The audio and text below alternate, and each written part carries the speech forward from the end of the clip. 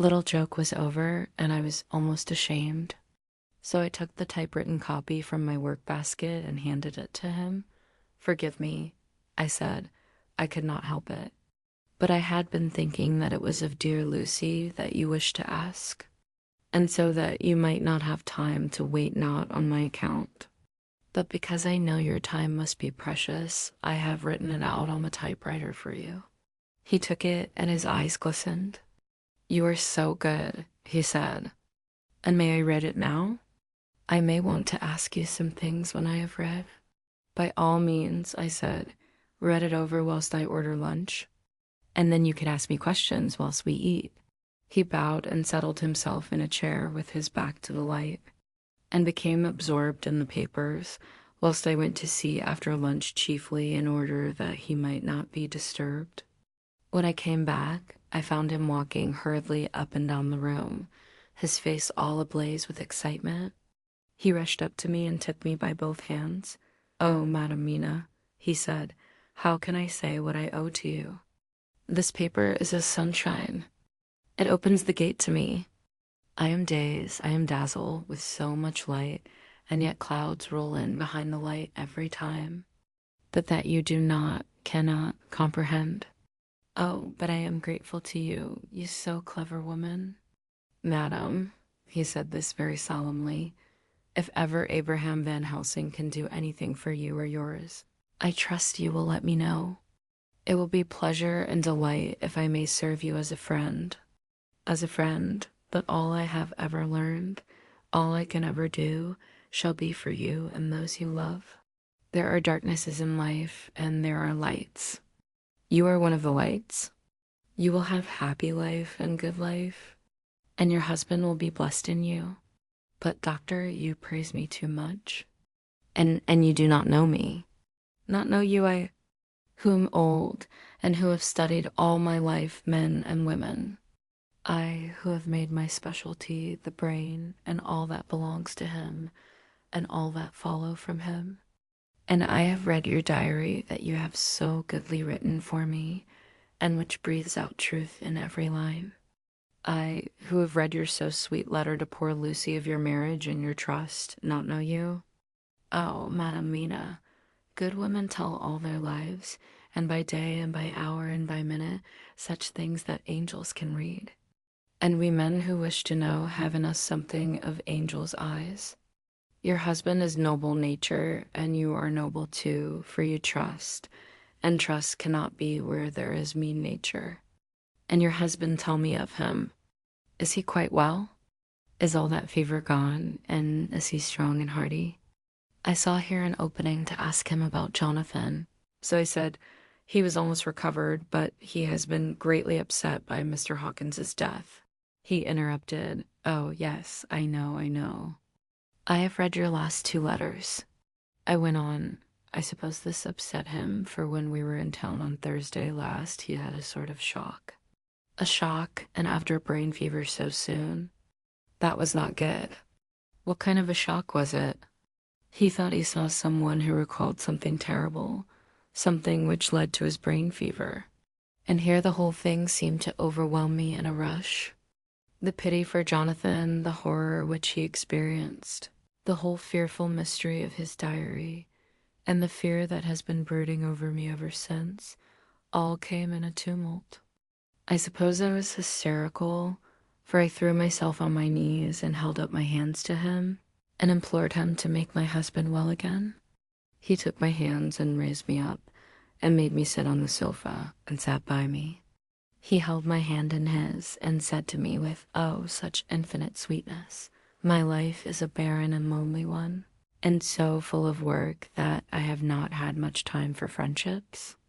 But since I have been summoned to here by my friend John Seward, I have known so many good people and seen such nobility that I feel more than ever. And it has grown with my advancing years, the loneliness of my life. Believe me, then, that I come here full of respect for you, and you have given me hope, not in what I am seeking of, but that there are good women still left to make life happy, good women, whose lives and whose truths may make good lesson for the children that are to be. I am glad, that I may here be of some use to you. For if your husband suffer, he suffer within the range of my study and experience. I promise you that I will gladly do all for him that I can all to make his life strong and manly, and your life a happy one. Now you must eat. You are overawed and perhaps over-anxious. Husband Jonathan would not like to see you so pale, and what he like not where he love is not to his good. Therefore, for his sake, you must eat and smile. You have told me all about Lucy, and so now we shall not speak of it, lest it distress.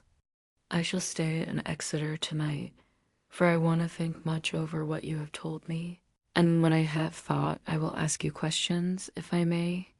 And then, too, you will tell me of husband Jonathan's trouble so far as you can, but not yet. You must eat now. Afterwards, you shall tell me all. After lunch, when we went back to the drawing room, he said to me, and now tell me all about him. When it came to speaking to this great learned man, I began to fear that he would think me a weak fool, and Jonathan a madman. That journal was all so strange, and I hesitated to go on.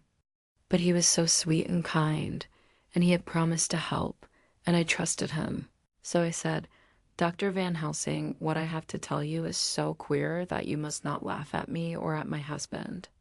I have been since yesterday in a sort of fever of doubt. You must be kind to me and not think me foolish that I have even half believed some very strange things.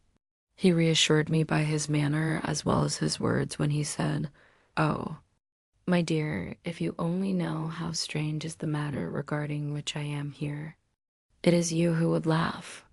I have learned not to think little of anyone's belief, no matter how strange it be. I have tried to keep an open mind, and it is not the ordinary things of life that could close it, but the strange things, the extraordinary things, the things that make one doubt if they be mad or sane. Thank you, 1,000 times. You have taken a weight off my mind. If you will let me, I shall give you a paper to read. It is long, but I have typewritten it out. It will tell you my trouble and Jonathan's. It is the copy of his journal when abroad, and all that happened. I dare not say anything of it. You will read for yourself and judge. And then when I see you, perhaps, you will be very kind and tell me what you think. I promise, he said as I gave him the papers. I shall in the morning, so soon as I can, come to see you and your husband, if I may. Jonathan will be here at 11:30, and you must come to lunch with us and see him then. You could catch the quick 3:34 train, which will leave you at Paddington before 8. He was surprised at my knowledge of the trains offhand, but he does not know that I have made up all the trains to and from Exeter, so that I may help Jonathan in case he is in a hurry dot. So he took the papers with him and went away. And I sit here thinking, I don't know what dot letter by hand. Van Helsing to Mrs. Harker, the 25th of September, 6 o'clock. Dear Madam Mina, I have read your husband's so wonderful diary. You may sleep without doubt. Strange and terrible as it is true. I will pledge my life on it. It may be worse for others, but for him and you there is no dread. He is a noble fellow, and let me tell you from experience of men, that one who would do as he did in going down that wall into that room A, and going a second time, is not one to be injured in permanence by a shock. His brain and his heart are all right. This I swear before I have even seen him. So be at rest. I shall have much to ask him of other things. I am blessed that today I come to see you, for I have learned all at once so much that again I am dazzle more than ever. And I must thank yours the most faithful, Abraham Van Helsing. Letter. Mrs. Harker to Van Helsing, the 25th of September, 6:30 p.m. My dear Dr. Van Helsing, 1,000 thanks for your kind letter, which has taken a great weight off my mind. And yet, if it be true, what terrible things there are in the world, and what an awful thing if that man, that monster, be really a Munden. I fear to think. I have this moment whilst writing had a wire from Jonathan saying that he leaves by the 6:25 tonight from Launceston and will be here at 10:18, so that I shall have no fear tonight.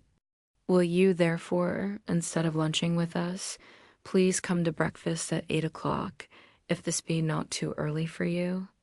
You can get away if you are in a hurry by the 10:30 train, which will bring you to Paddington by 2:35.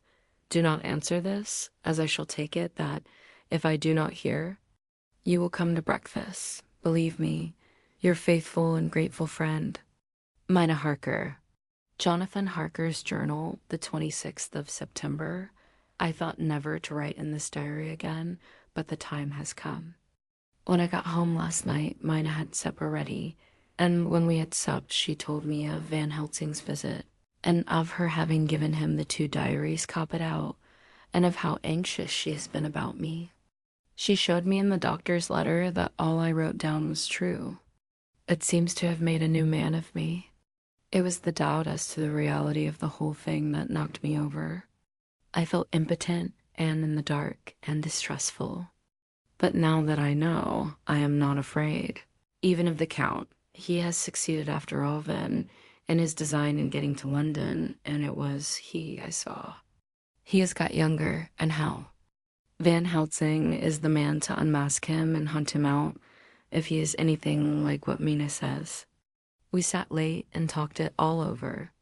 Mina is dressing, and I shall call at the hotel in a few minutes and bring him over.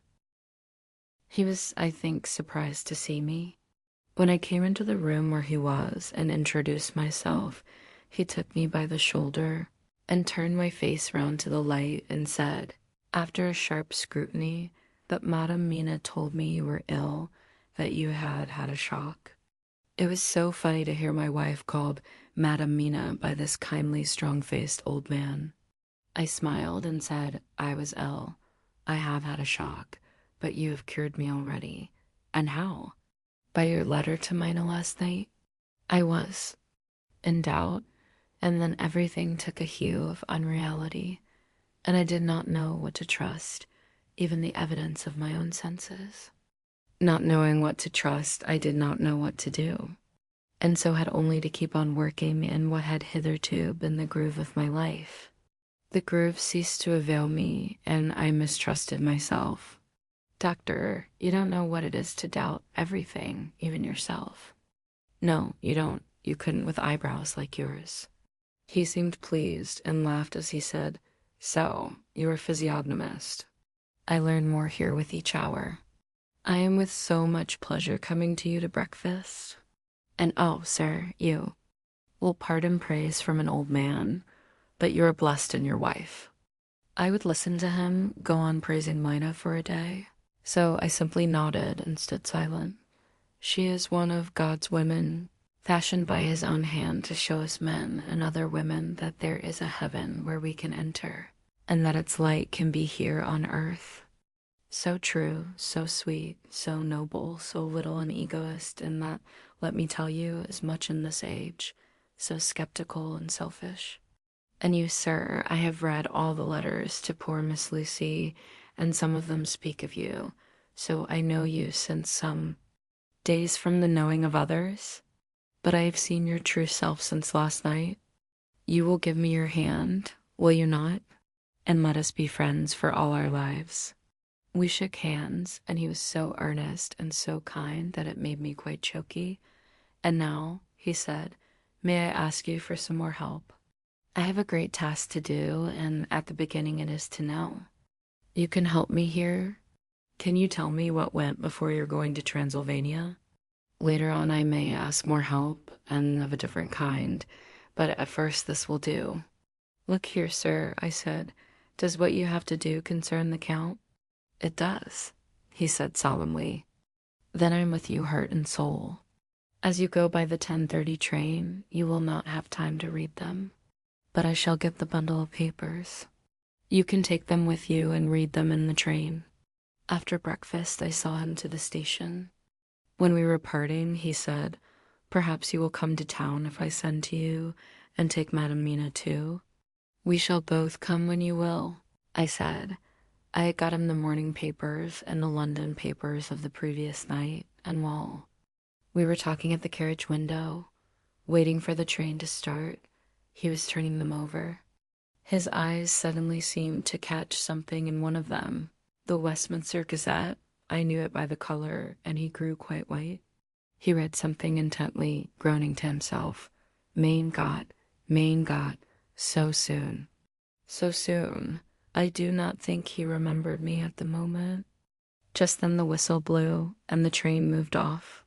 This recalled him to himself, and he leaned out of the window and waved his hand, calling out, "Love to Madam Mina.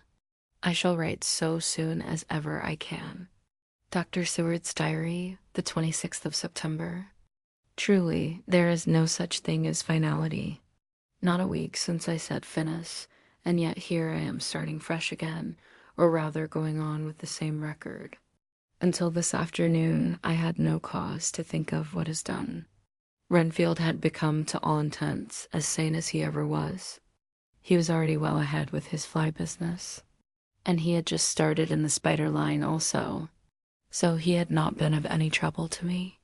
I had a letter from Arthur written on Sunday, and from it I gather that he is bearing up wonderfully well. Quincy Morris is with him, and that is much of a help, for he himself is a bubbling well of good spirits. Quincy wrote me a line too, and from him I hear that Arthur is beginning to recover something of his old buoyancy. So as to them, all my mind is at rest. As for myself, I was settling down to my work with the enthusiasm which I used to have for it, so that I might fairly have said that the wound which poor Lucy left on me was becoming cicatrized. Everything is, however, now reopened. And what is to be the end, God only knows. I have an idea that Van Helsing thinks he knows too, but he will only let out enough at a time to whet curiosity. He went to Exeter yesterday and stayed there all night. Today he came back and almost bounded into the room at about 5:30. 5 o'clock, and thrust last night's Westminster Gazette into my hand. "What do you think of that?" he asked as he stood back and folded his arms. I looked over the paper, for I really did not know what he meant. But he took it from me and pointed out a paragraph about children being decoyed away at Hampstead. It did not convey much to me until I reached a passage where it described small punctured wounds on their throats. An idea struck me and I looked up. "Well," he said, "it is like poor Lucy's, and what do you make of it?" "Simply that there is some cause in common. Whatever it was that injured her has injured them." I did not quite understand his answer. "That is true indirectly, but not directly." "How do you mean, Professor?" I asked. I was a little inclined to take his seriousness lightly, for, after all, 4 days of rest and freedom from burning. Harrowing anxiety does help to restore one's spirits, but when I saw his face, it sobered me. Never, even in the midst of our despair about poor Lucy, had he looked more stern. "Tell me," I said. "I can hazard no opinion. I do not know what to think, and I have no data on which to found a conjecture." "Do you mean to tell me, friend John, that you have no suspicion as to what poor Lucy died of? Not after all the hints given, not only by events, but by me, of nervous prostration following on great loss or waste of blood?" "And how the blood lost or waste?" I shook my head. He stepped over and sat down beside me and went on, "You are a clever man, friend John. You reason well, and your wit is bold. But you are too prejudiced. You do not let your eyes see nor your ears hear, and that which is outside your daily life is not of account to you. Do you not think that there are things which you cannot understand, and yet which are? That some people see things that others cannot? But there are things old and new which must not be contemplated by men's eyes, because they know or think they know some things which other men have told them. Ah, it is the fault of our science that it wants to explain all. And if it explain not, then it says there is nothing to explain. But yet we see around us every day the growth of new beliefs which think themselves new, and which are yet but the old, which pretend to be young like the fine ladies at the opera. I suppose now you do not believe in corporeal transference? No. Nor in materialization? No. Nor in astral bodies? No. Nor in the reading of thought? No. Nor in hypnotism? Yes, I said. Sharko has proved that pretty well. He smiled as he went on. Then you are satisfied as to it? Yes. And of course then you understand how it act, and can follow the mind of the great Sharko, alas, that he is no more, into the very soul of the patient that he influenced? No. Then, friend John, am I to take it that you simply accept fact, and are satisfied to let from premise to conclusion be a blank? No. Then tell me, for I am student of the brain, how you accept the hypnotism and reject the thought reading. Let me tell you, my friend, that there are things done today in electrical science which would have been deemed unholy by the very men who discovered electricity, who would themselves not so long before have been burned as wizards. There are always mysteries in life. Why was it that Methuselah lived 900 years, and old Parr 169, and yet that poor Lucy, with 4 men's blood in her poor veins, could not live even one day? For had she lived one more day, we could have saved her. Do you know all the mystery of life and death? Do you know the altogether of comparative anatomy, and can say wherefore the qualities of brutes are in some men and not in others? Can you tell me why, when other spiders die small and soon, that one great spider lived for centuries in the tower of the old Spanish church and grew, till, on descending, he could drink the oil of all the church lamps? Can you tell me why in the Pampas, aye, and elsewhere, there are bats that come at night and open the veins of cattle and horses and suck dry their veins? How in some islands of the western seas there are bats which hang on the trees all day, and those who have seen describe as like giant nuts or pods, and that when the sailors sleep on the deck, because that it is hot, flit down on them, and then in the morning are found dead men, white as even Miss Lucy was? Good God, Professor, I said, starting up. Do you mean to tell me that Lucy was bitten by such a bat, and that such a thing is here in London in the 19th century? He waved his hand for silence and went on. Can you tell me why the tortoise lives more long than generations of men? Why the elephant goes on till he have seen dynasties? And why the parrot never die only of bite of cat or dog or other complaint? Can you tell me why men believe in all ages and places that there are some few who live on always? If they be permit that there are men and women who cannot die. We all know, because science has vouched for the fact, that there have been toads shut up in rocks for thousands of years, shut in one so small hole that only hold him since the youth of the world.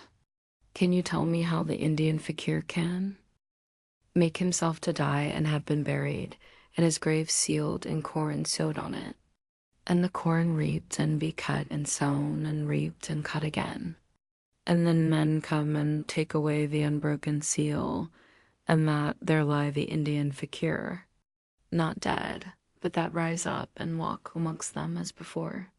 Here I interrupted him. I was getting bewildered.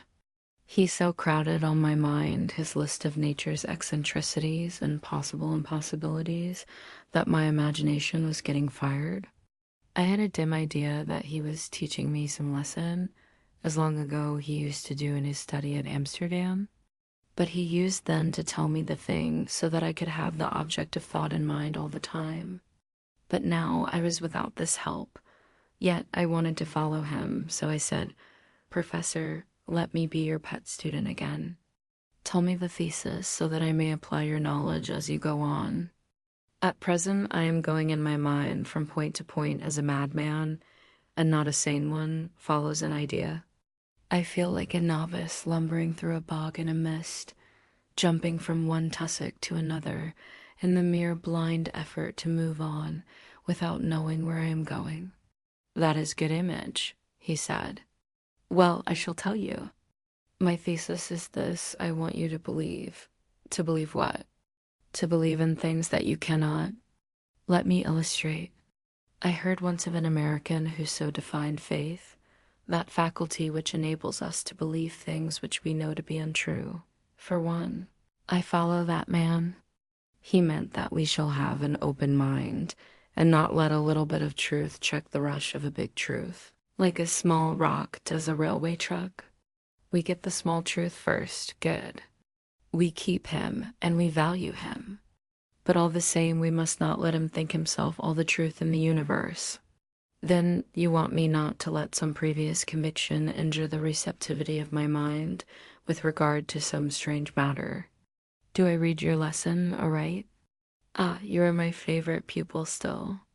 It is worth to teach you. Now that you are willing to understand, you have taken the first step to understand.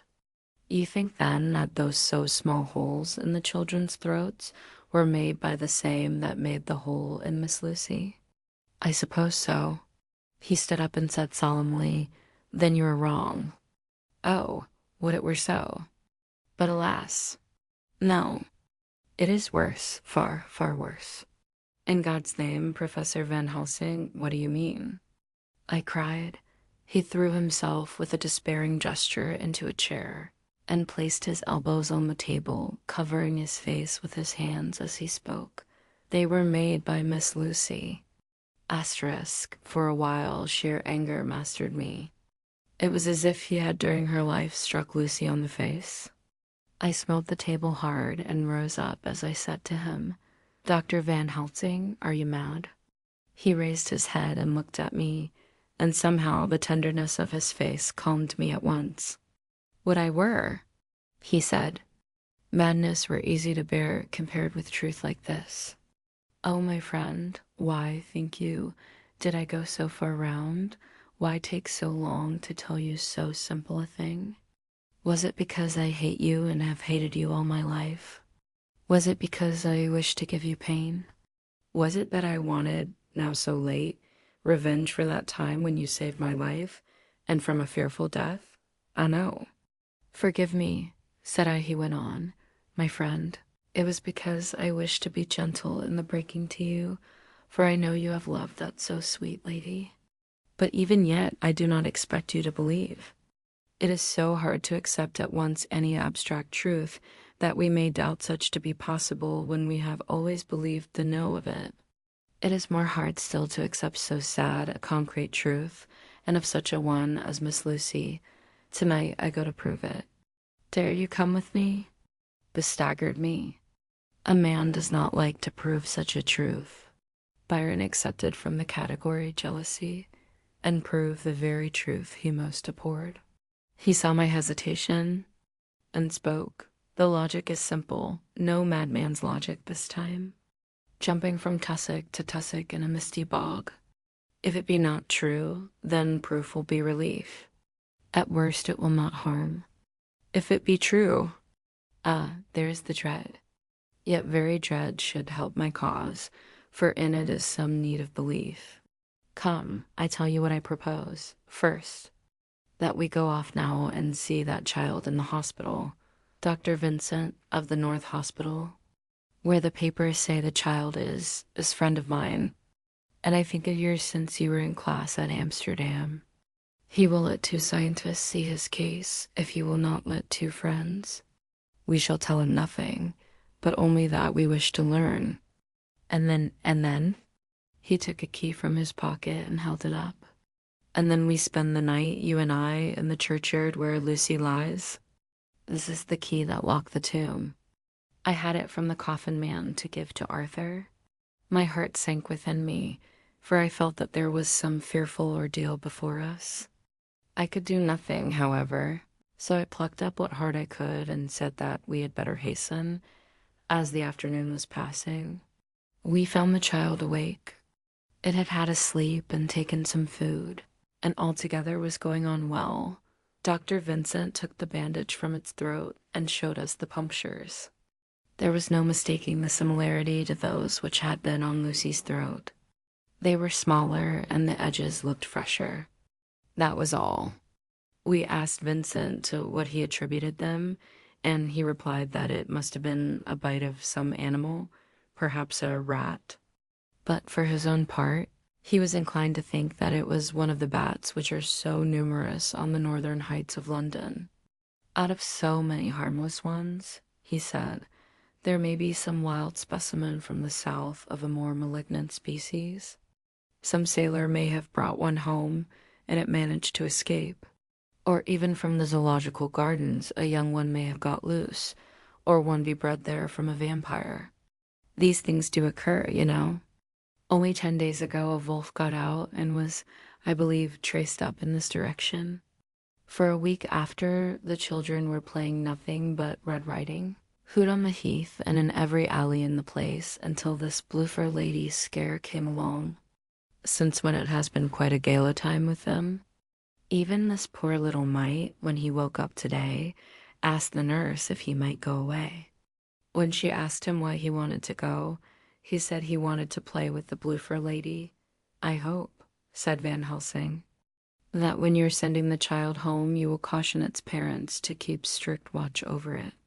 These fancies to stray are most dangerous, and if the child were to remain out another night, it would probably be fatal. But in any case, I suppose you will not let it away for some days? Certainly not for a week at least. Longer if the wound is not healed. Our visit to the hospital took more time than we had reckoned on, and the sun had dipped before we came out. When Van Helsing saw how dark it was, he said, "There is no hurry. It is more late than I thought. Come, let us seek somewhere that we may eat, and then we shall go on our way." We dined at Jack Straw's castle, along with a little crowd of bicyclists and others who were genially noisy. About 10 o'clock, we started from the inn. It was then very dark, and the scattered lamps made the darkness greater when we were once outside their individual radius. The professor had evidently noted the road we were to go, for he went on unhesitatingly. But as for me, I was in quite a mix-up as to locality. As we went further, we met fewer and fewer people, till at last we were somewhat surprised when we met even the patrol of horse police going their usual suburban round. At last we reached the wall of the churchyard, which we climbed over. With some little difficulty, for it was very dark, and the whole place seemed so strange to us, we found the Westenra tomb. The professor took the key, opened the creaky door, and standing back politely, but quite unconsciously, motioned me to precede him. There was a delicious irony in the offer and the courtliness of giving preference on such a ghastly occasion. My companion followed me quickly and cautiously drew the door to, after carefully ascertaining that the lock was a falling and not a spring one. In the latter case, we should have been in a bad plight. Then he fumbled in his bag, and taking out a matchbox and a piece of candle, proceeded to make a light. The tomb in the daytime, and when wreathed with fresh flowers, had looked grim and gruesome enough. But now, some days afterwards, when the flowers hung lank and dead, their whites turning to rust and their greens to browns, when the spider and the beetle had resumed their accustomed dominance, when time-discolored stone and dust-encrusted mortar, and rusty, dank iron and tarnished brass, and clouded silver plating gave back the feeble glimmer of a candle, the effect was more miserable and sordid than could have been imagined. It conveyed irresistibly the idea that animal life, was not the only thing which could pass away. Van Helsing went about his work systematically, holding his candle so that he could read the coffin plates, and so holding it that the sperm dropped in white patches which congealed as they touched the metal. He made assurance of Lucy's coffin. Another search in his bag, and he took out a turn screw. "What are you going to do?" I asked. "To open the coffin." "You shall yet be convinced." Straightway he began taking out the screws, and finally lifted off the lid, showing the casing of lead beneath. The sight was almost too much for me. It seemed to be as much an affront to the dead as it would have been to have stripped off her clothing in her sleep whilst living. I actually took hold of his hand to stop him. He only said, "You shall see," and again fumbling in his bag, took out a tiny fret saw. Striking the turn screw through the lead with a swift downward stab, which made me wince, he made a small hole, which was, however, big enough to admit the point of the saw. I had expected a rush of gas from the weak old corpse. We doctors, who have had to study our dangers, have to become accustomed to such things, and I drew back towards the door. But the professor never stopped for a moment. He sat down a couple of feet along one side of the lead coffin and then across and down the other side.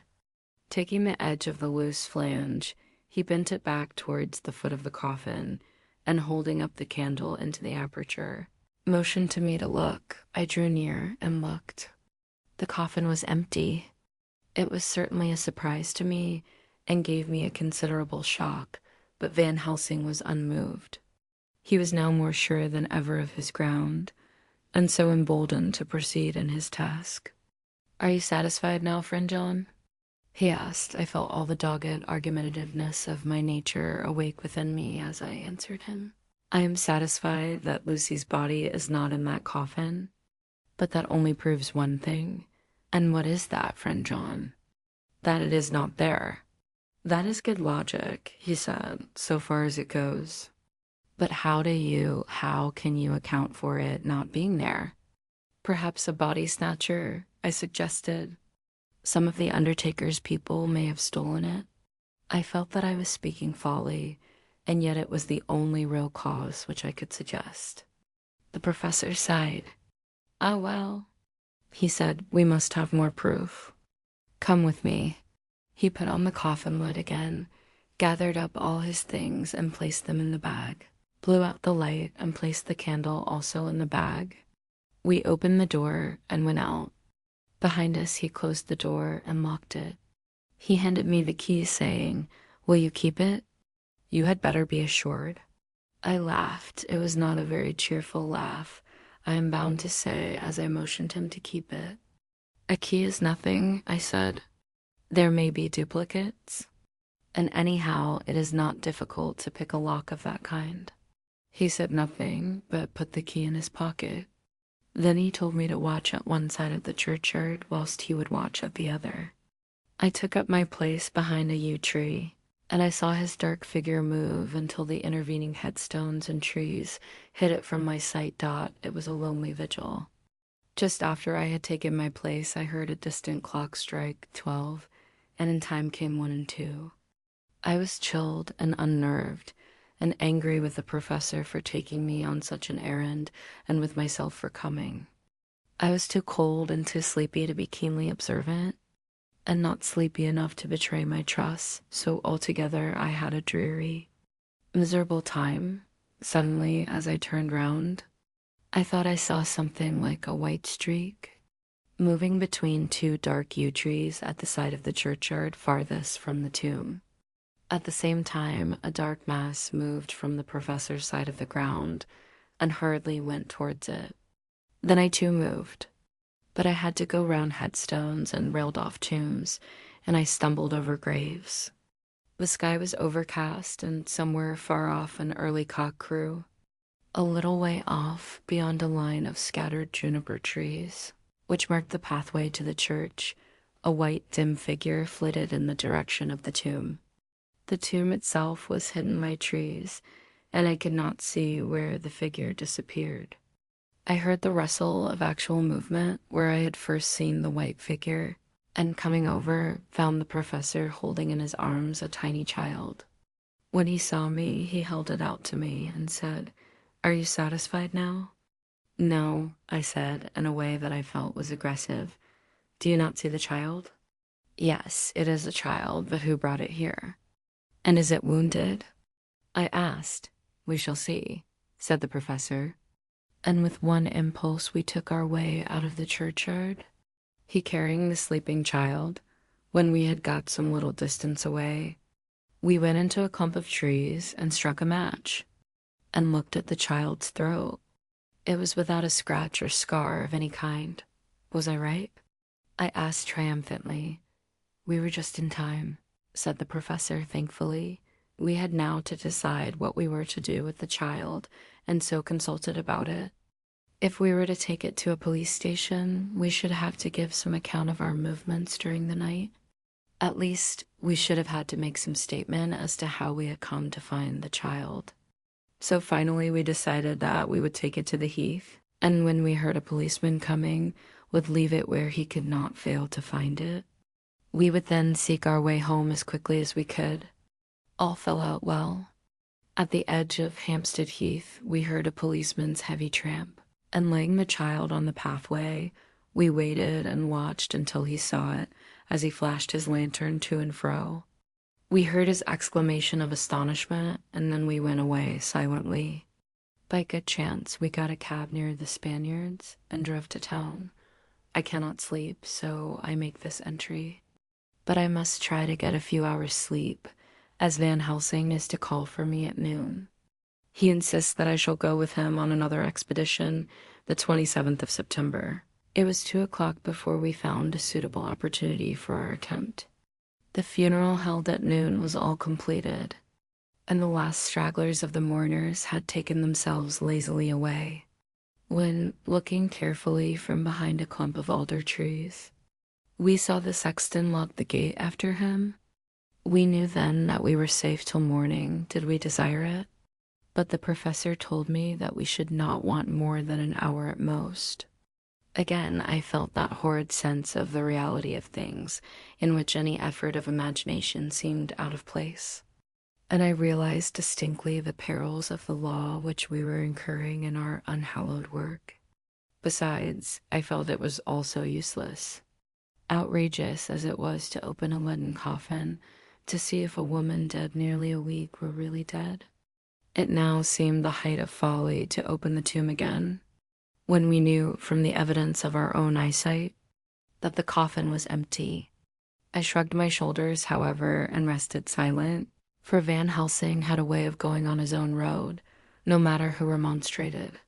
He took the key, opened the vault, and again courteously motioned me to proceed. The place was not so gruesome as last night, but oh, how unutterably mean-looking when the sunshine streamed in.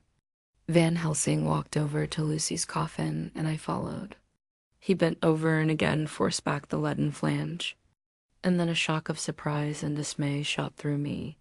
There lay Lucy, seemingly just as we had seen her the night before her funeral. She was, if possible, more radiantly beautiful than ever, and I could not believe that she was dead.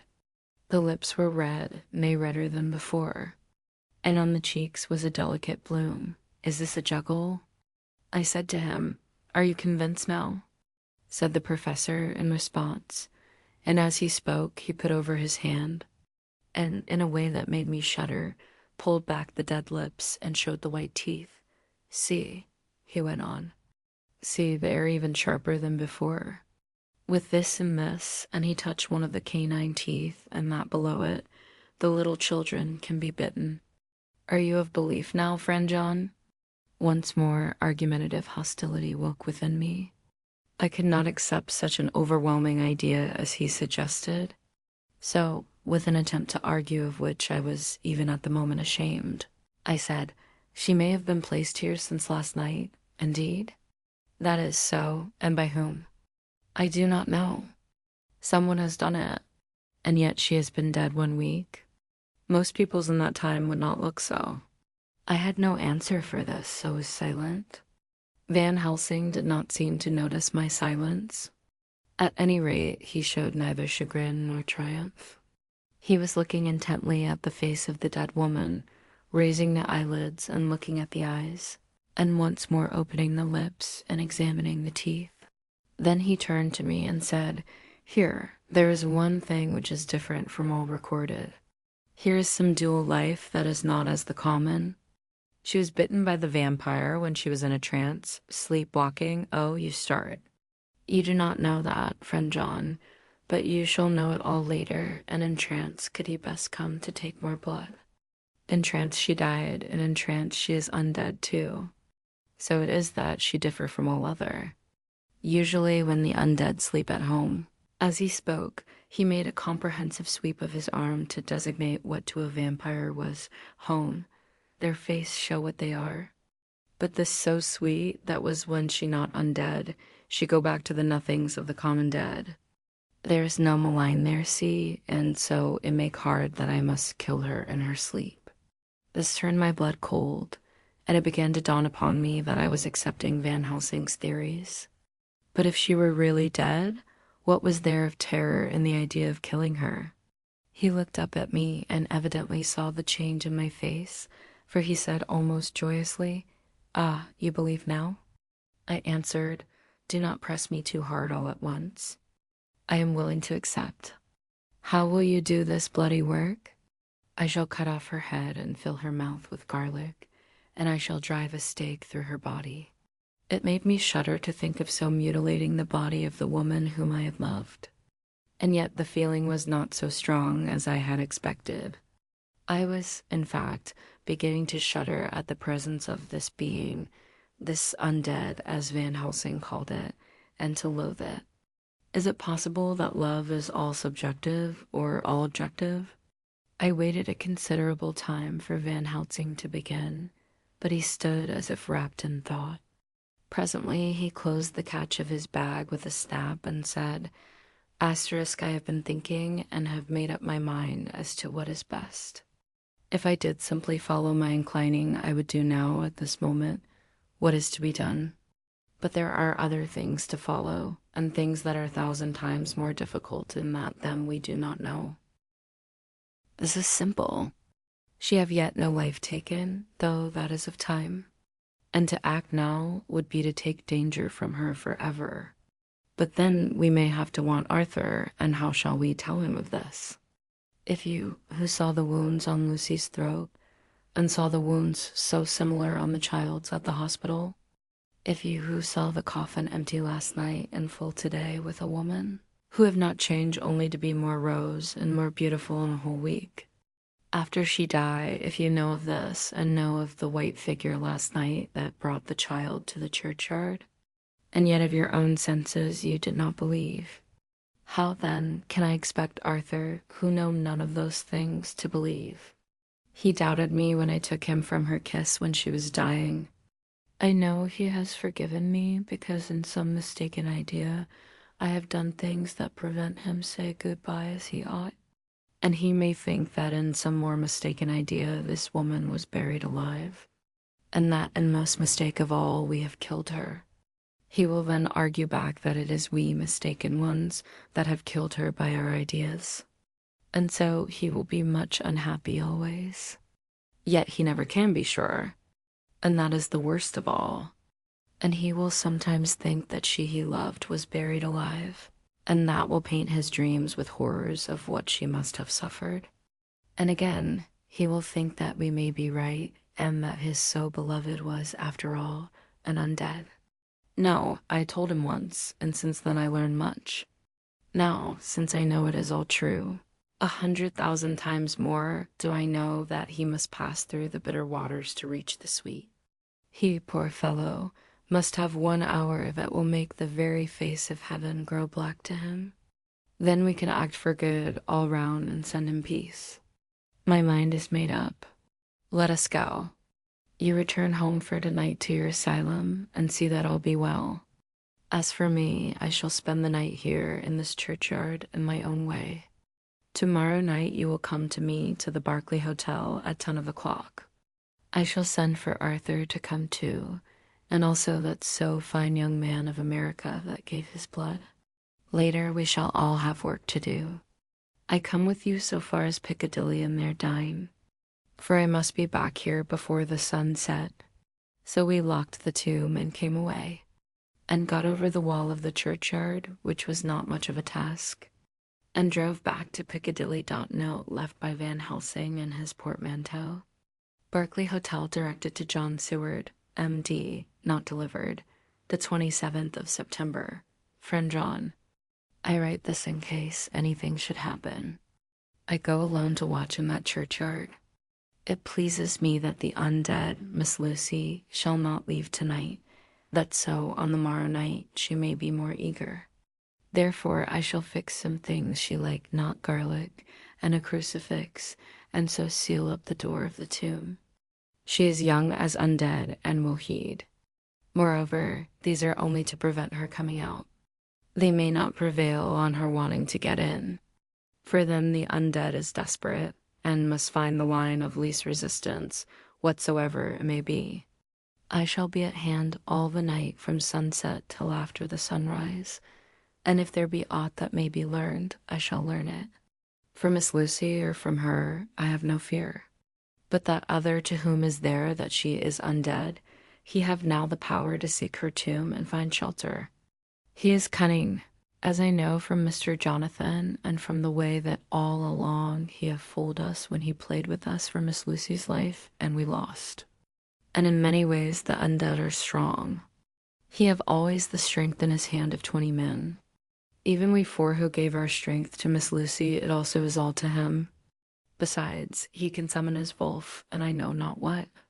So if it be that he come thither on this night, he shall find me. But none other shall until it be too late.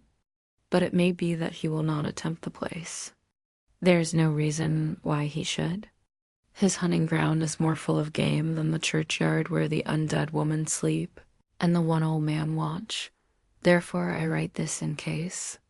Take the papers that are with this, the diaries of Harker and the rest, and read them, and then find this great undead, and cut off his head and burn his heart, or drive a stake through it, so that the world may rest from him, if it be so. Farewell, Van Helsing.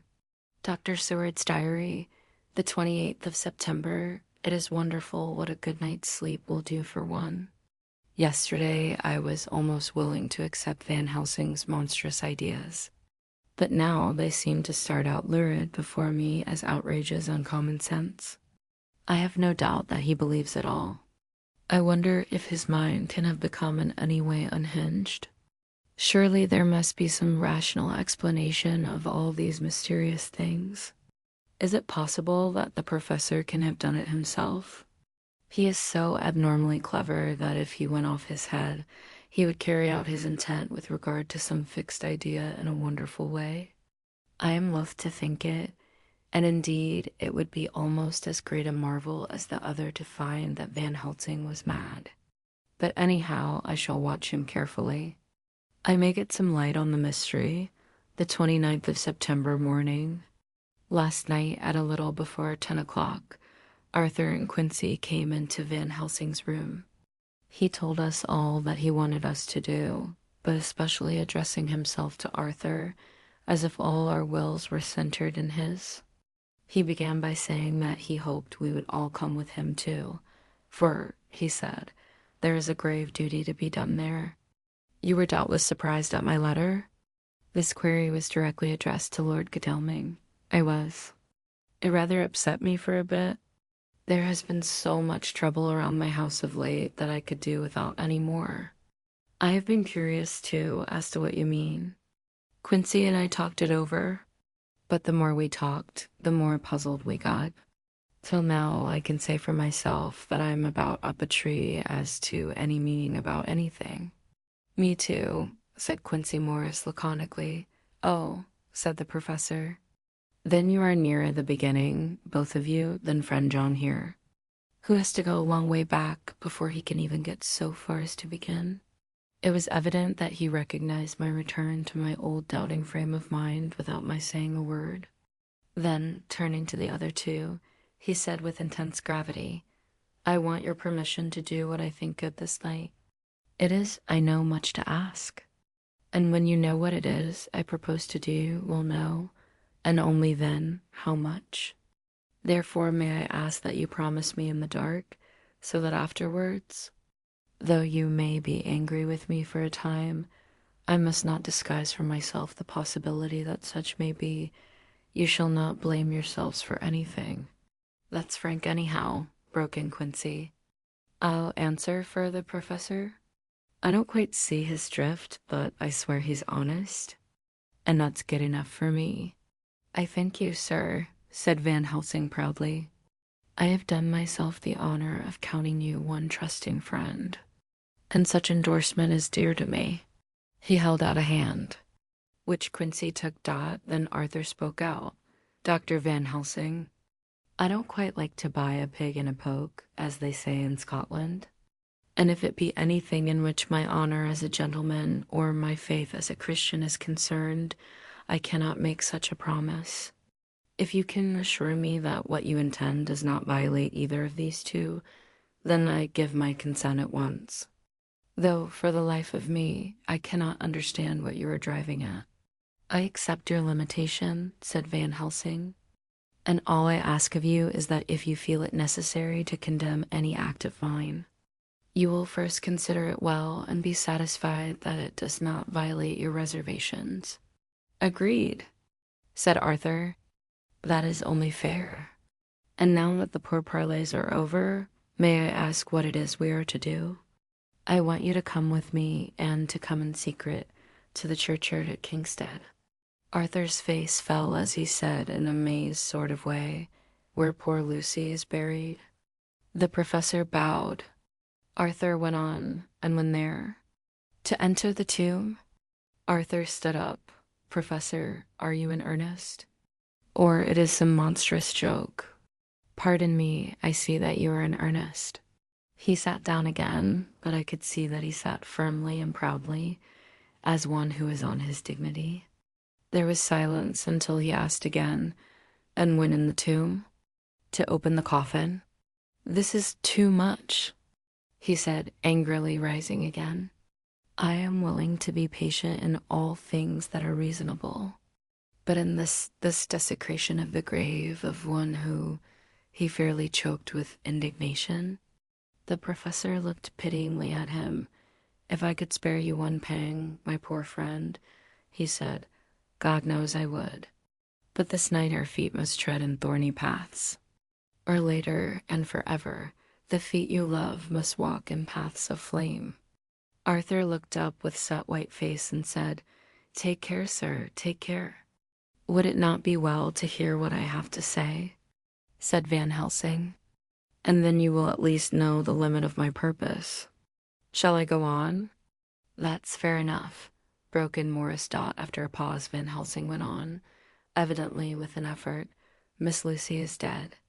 Is it not so? Yes. Then there can be no wrong to her. But if she be not dead, Arthur jumped to his feet. Good God, he cried. What do you mean? Has there been any mistake?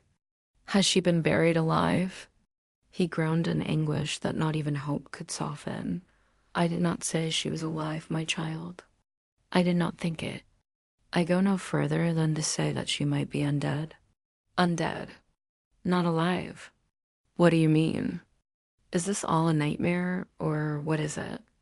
There are mysteries which men can only guess at, which age by age they may solve only in part. Believe me, we are now on the verge of one. But I have not done. May I cut off the head of dead Miss Lucy? Heavens and earth, no, cried Arthur in a storm of passion. Not for the wide world will I consent to any mutilation of her dead body. Dr. Van Helsing, you try me too far. What have I done to you that you should torture me so? What did that poor, sweet girl do that you should want to cast such dishonor on her grave? Are you mad to speak such things, or am I mad to listen to them? Don't dare to think more of such a desecration. I shall not give my consent to anything you do. I have a duty to do in protecting her grave from outrage. And by God, I shall do it. Van Helsing rose up from where he had all the time been seated and said, gravely and sternly, My Lord Godalming, I too have a duty to do, a duty to others, a duty to you, a duty to the dead. And by God, I shall do it. All I ask you now is that you come with me, that you look and listen. And if when later I make the same request, you do not be more eager for its fulfillment even than I am, then I shall do my duty, whatever it may seem to me. And then, to follow of your lordship's wishes, I shall hold myself at your disposal to render an account to you. When and where you will. His voice broke a little, and he went on with a voice full of pity. But, I beseech you, do not go forth in anger with me. In a long life of acts which were often not pleasant to do, and which sometimes did wring my heart, I have never had so heavy a task as now. Believe me that if the time comes for you to change your mind towards me, one look from you will wipe away all this so sad hour. For I would do what a man can to save you from sorrow.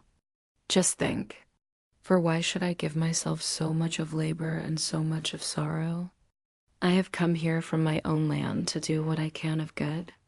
At the first to please my friend John, and then to help a sweet young lady, whom too I came to love.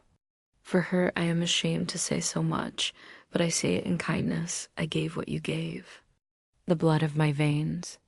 I gave it, I, who was not like you, her lover, but only her physician and her friend. I gave to her my nights and days before death, after death. And if my death can do her good even now, when she is the dead undead, she shall have it freely. He said this with a very grave, sweet pride, and Arthur was much affected by it. He took the old man's hand and said in a broken voice, "Oh, it is hard to think of it, and I cannot understand. But at least I shall go with you and wait." Asterisk, it was just a quarter before 12 o'clock when we got into the churchyard over the low wall. The night was dark, with occasional gleams of moonlight between the rents of the heavy clouds that scudded across the sky. We all kept somehow close together, with Van Helsing slightly in front as he led the way. When we had come close to the tomb, I looked well at Arthur, for I feared that the proximity to a place laden with so sorrowful a memory would upset him. But he bore himself well. I took it that the very mystery of the proceeding was in some way a counteractant to his grief. The professor unlocked the door, and seeing a natural hesitation amongst us for various reasons, solved the difficulty by entering first himself. The rest of us followed, and he closed the door. He then lit a dark lantern and pointed to the coffin. Arthur stepped forward hesitatingly. Van Helsing said to me, "You were with me here yesterday. Was the body of Miss Lucy in that coffin?" "It was." The professor turned to the rest, saying, "You hear? And yet there is no one who does not believe with me." He took his screwdriver and again took off the lid of the coffin. Arthur looked on, very pale but silent. When the lid was removed, he stepped forward. He evidently did not know that there was a leaden coffin, or, at any rate, had not thought of it. When he saw the rent in the lead, the blood rushed to his face for an instant, but as quickly fell away again, so that he remained of a ghastly whiteness. He was still silent. Van Helsing forced back the leaden flange, and we all looked in and recoiled. The coffin was empty.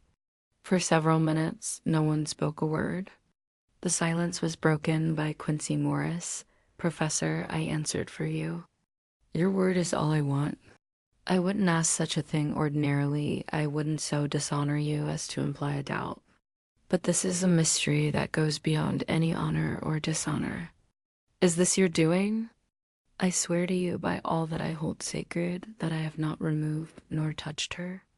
What happened was this. 2 nights ago, my friend Seward and I came here, with good purpose, believe me. I opened that coffin, which was then sealed up, and we found it, as now, empty. We then waited and saw something white come through the trees. The next day, we came here in daytime, and she lay there." "Did she not, friend John?" "Yes, that night we were just in time.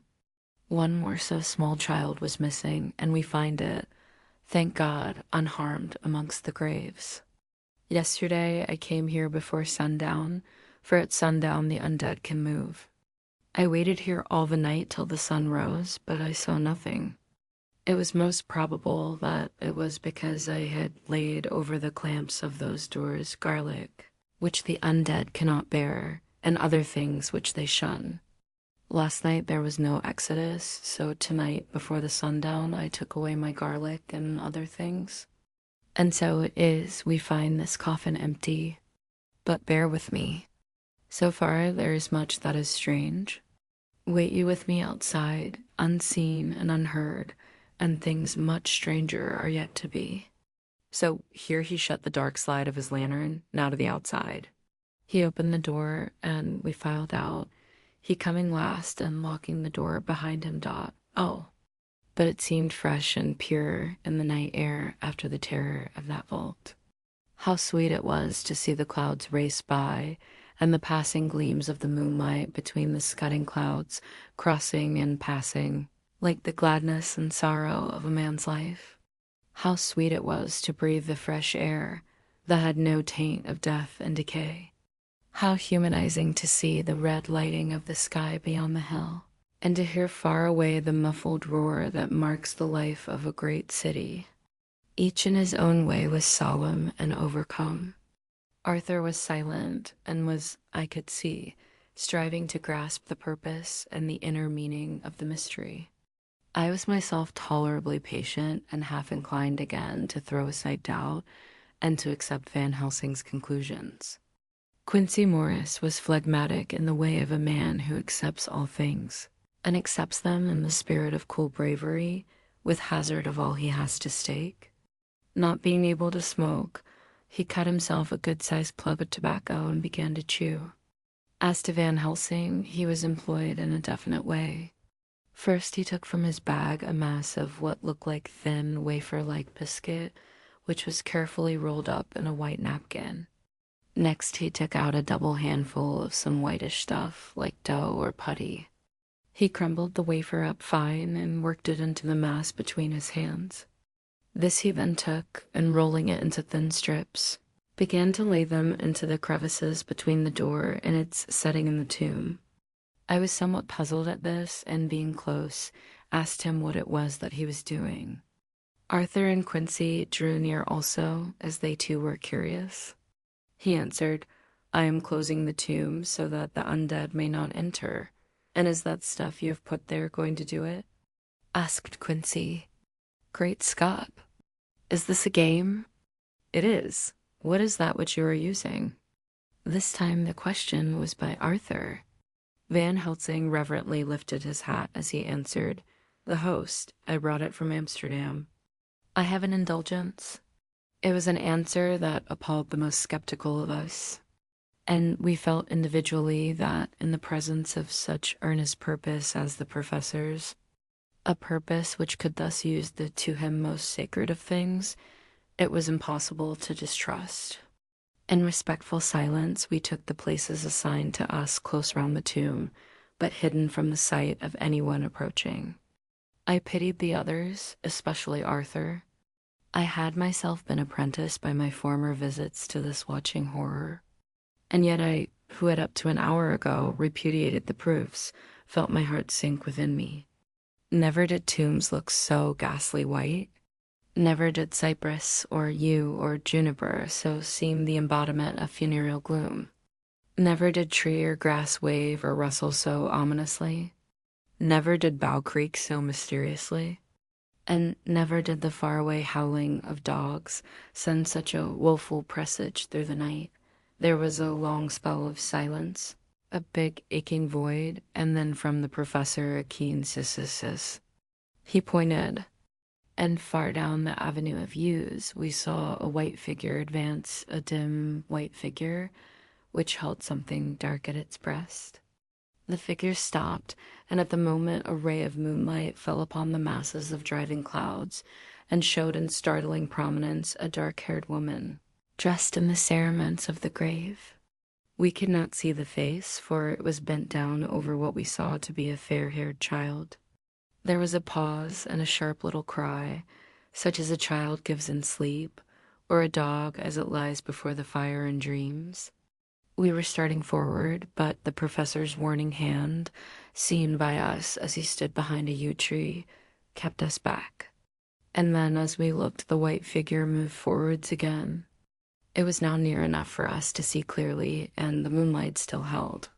My own heart grew cold as ice, and I could hear the gasp of Arthur as we recognized the features of Lucy Westenra. Lucy Westenra, but yet how changed. The sweetness was turned to adamantine, heartless cruelty, and the purity to voluptuous wantonness. Van Helsing stepped out, and, obedient to his gesture, we all advanced too. The four of us ranged in a line before the door of the tomb. Van Helsing raised his lantern and drew the slide. By the concentrated light that fell on Lucy's face, we could see that the lips were crimson with fresh blood, and that the stream had trickled over her chin and stained the purity of her lawn death robe. We shuddered with horror. I could see by the tremulous light that even Van Helsing's iron nerve had failed. Arthur was next to me, and if I had not seized his arm and held him up, he would have fallen. When Lucy, I call the thing that was before us Lucy because it bore her shape, saw us, she drew back with an angry snarl, such as a cat gives when taken unawares. Then her eyes ranged over us. Lucy's eyes in form and color, but Lucy's eyes unclean and full of hellfire instead of the pure, gentle orbs we knew. At that moment, the remnant of my love passed into hate and loathing. Had she then to be killed, I could have done it with savage delight. As she looked, her eyes blazed with unholy light, and the face became wreathed with a voluptuous smile. Oh God, how it made me shudder to see it. With a careless motion, she flung to the ground, callous as a devil, the child that, up to now, she had clutched strenuously to her breast, growling over it as a dog growls over a bone. The child gave a sharp cry and lay there moaning. There was a cold-bloodedness in the act which wrung a groan from Arthur. When she advanced to him with outstretched arms and a wanton smile, he fell back and hid his face in his hands. Asterisk, she still advanced. However, and with a languorous, voluptuous grace, said, "Come to me, Arthur. Leave these others and come to me. My arms are hungry for you. Come, and we can rest together. Come, my husband, come." There was something diabolically sweet in her tones, something of the tingling of glass when struck, which rang through the brains, even of us who heard the words addressed to another. As for Arthur, he seemed under a spell. Moving his hands from his face, he opened wide his arms. She was leaping for them when Van Helsing sprang forward and held between them his little golden crucifix. She recoiled from it, and, with a suddenly distorted face full of rage, dashed past him as if to enter the tomb, when within a foot or two of the door. However, she stopped as if arrested by some irresistible force. Then she turned, and her face was shown in the clear burst of moonlight and by the lamp, which had now no quiver from Van Helsing's iron nerves. Never did I see such baffled malice on a face. And never, I trust, shall such ever be seen again by mortal eyes. The beautiful color became livid, the eyes seemed to throw out sparks of hellfire. The brows were wrinkled as though the folds of the flesh were the coils of Medusa's snakes, and the lovely blood-stained mouth grew to an open square, as in the passion masks of the Greeks and Japanese. If ever a face meant death, if looks could kill, we saw it at that moment. And so for full half a minute, which seemed an eternity, she remained between the lifted crucifix and the sacred closing of her means of entry. Van Helsing broke the silence by asking Arthur, "Answer me, oh my friend. Am I to proceed in my work?" Arthur threw himself on his knees and hid his face in his hands as he answered, "Do as you will, friend. Do as you will. There can be no horror like this ever any more." And he groaned in spirit. Quincy and I simultaneously moved towards him and took his arms. We could hear the click of the closing lantern as Van Helsing held it down. Coming close to the tomb, he began to remove from the chinks some of the sacred emblem which he had placed there.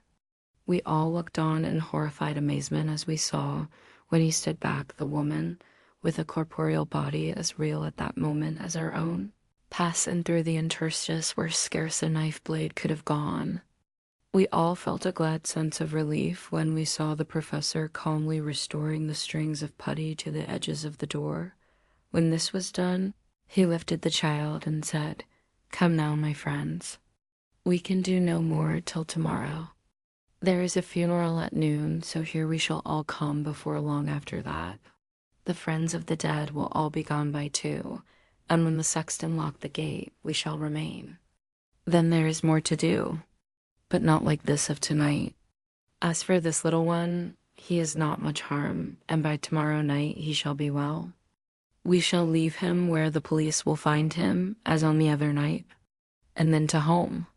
Coming close to Arthur, he said, "My friend Arthur, you have had a sore trial. But after, when you look back, you will see how it was necessary. You are now in the bitter waters, my child. By this time tomorrow you will, please God, have passed them and have drunk of the sweet waters. So do not mourn overmuch. Till then I shall not ask you to forgive me." Arthur and Quincy came home with me, and we tried to cheer each other on the way. We had left the child in safety and were tired.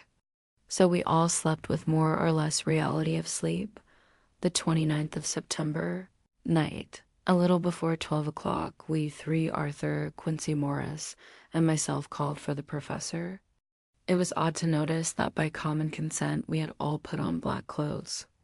Of course, Arthur wore black, for he was in deep mourning, but the rest of us wore it by instinct. We got to the churchyard by 1:30 and strolled about, keeping out of official observation, so that when the gravediggers had completed their task and the sexton, under the belief that everyone had gone, had locked the gate, we had the place all to ourselves. Van Helsing, instead of his little black bag, had with him a long leather one, something like a cricketing bag. It was manifestly of fair weight. When we were alone and had heard the last of the footsteps die out up the road, we silently, and as if by ordered intention, followed the professor to the tomb. He unlocked the door, and we entered, closing it behind us. Then he took from his bag the lantern, which he lit, and also 2 wax candles, which, when lighted, he stuck, by melting their own ends, on other coffins, so that they might give light sufficient to work by. When he again lifted the lid off Lucy's coffin, we all looked, Arthur trembling like an aspen, and saw that the body lay there in all its death beauty. But there was no love in my own heart, nothing but loathing for the foul thing which had taken Lucy's shape without her soul. I could see even Arthur's face grow hard as he looked. Presently he said to Van Helsing, "Is this really Lucy's body, or only a demon in her shape?" "It is her body, and yet not it. But wait a while, and you all see her as she was and is. She seemed like a nightmare of Lucy as she lay there. The pointed teeth, the blood-stained, voluptuous mouth, which it made one shudder to see, the whole carnal and unspiritual appearance, seeming like a devilish mockery of Lucy's sweet purity." Van Helsing, with his usual methodicalness, began taking the various contents from his bag and placing them ready for use. First he took out a soldering iron and some plumbing solder, and then a small oil lamp which gave out, when lit in a corner of the tomb, gas which burned at fierce heat with a blue flame. Then his operating knives, which he placed to hand, and last a round wooden stake, some 2½ or 3 inches thick and about 3 feet long. One end of it was hardened by charring in the fire and was sharpened to a fine point. With this stake came a heavy hammer, such as in households is used in the coal cellar for breaking the lumps. To me, a doctor's preparations for work of any kind are stimulating and bracing, but the effect of these things on both Arthur and Quincy was to cause them a sort of consternation. They both, however, kept their courage and remained silent and quiet. When all was ready, Van Helsing said, "Before we do anything, let me tell you this. It is out of the lore and experience of the ancients and of all those who have studied the powers of the undead. When they become such, there comes with the change the curse of immortality. They cannot die, but must go on age after age, adding new victims and multiplying the evils of the world. For all that die from the preying of the undead becomes themselves undead and prey on their kind. And so the circle goes on, ever widening, like as the ripples from a stone thrown in the water. Friend Arthur, if you had met that kiss which you know of before poor Lucy died, or again, last night when you opened your arms to her, you would in time, when you had died, have become Nosferatu, as they call it in Eastern Europe. and would all time make more of those undeads that so have filled us with horror. The career of this so unhappy dear lady is but just begun. Those children whose blood she suck are not as yet so much the worse. But if she live on undead, more and more they lose their blood, and by her power over them they come to her. And so she draw their blood with that so wicked mouth. But if she die in truth, then I'll cease. The tiny wounds of the throats disappear, and they go back to their place unknowing ever of what has been. But of the most blessed of all, when this now undead be made to rest as true dead, then the soul of the poor lady whom we love shall again be free. Instead of working wickedness by night and growing more debased in the assimilating of it by day, she shall take her place with the other angels. So that, my friend, it will be a blessed hand for her that shall strike the blow that sets her free. To this I am willing, but is there none amongst us who has a better right? Will it be no joy to think of hereafter in the silence of the night when sleep is not? It was my hand that sent her to the stars. It was the hand of him that loved her best. The hand that of all she would herself have chosen, had it been to her to choose. Tell me if there be such a one amongst us. We all looked at Arthur. He saw, too, what we all did, the infinite kindness which suggested that his should be the hand which would restore Lucy to us as a holy, and not an unholy, memory. He stepped forward and said bravely, though his hand trembled, and his face was as pale as snow, "My true friend, from the bottom of my broken heart, I thank you. Tell me what I am to do, and I shall not falter." Van Helsing laid a hand on his shoulder and said, "Brave lad. A moment's courage, and it is done. This stake must be driven through her. It will be a fearful ordeal. Be not deceived in that, but it will be only a short time, and you will then rejoice more than your pain was great. From this grim tomb you will emerge as though you tread on air. But you must not falter when once you have begun. Only think that we, your true friends, are round you, and that we pray for you all the time." "Go on," said Arthur hoarsely. "Tell me what I am to do." "Take this stake in your left hand, ready to place the point over the heart, and the hammer in your right. Then when we begin our prayer for the dead, I shall read him. I have here the book, and the others shall follow strike in God's name. But so all may be well with the dead that we love, and that the undead pass away." Arthur took the stake and the hammer, and when once his mind was set on action, his hands never trembled, nor even quivered. Van Helsing opened his missal and began to read, and Quincy and I followed as well as we could. Arthur placed the point over the heart, and as I looked, I could see its dint in the white flesh. Then he struck with all his might. The thing in the coffin writhed, and a hideous, blood-curdling screech came from the opened red lips. The body shook and quivered and twisted in wild contortions. The sharp white teeth champed together till the lips were cut, and the mouth was smeared with a crimson foam. But Arthur never faltered. He looked like a figure of Thor as his untrembling arm rose and fell, driving deeper and deeper the mercy-bearing stake, whilst the blood from the pierced heart welled and spurted up around it.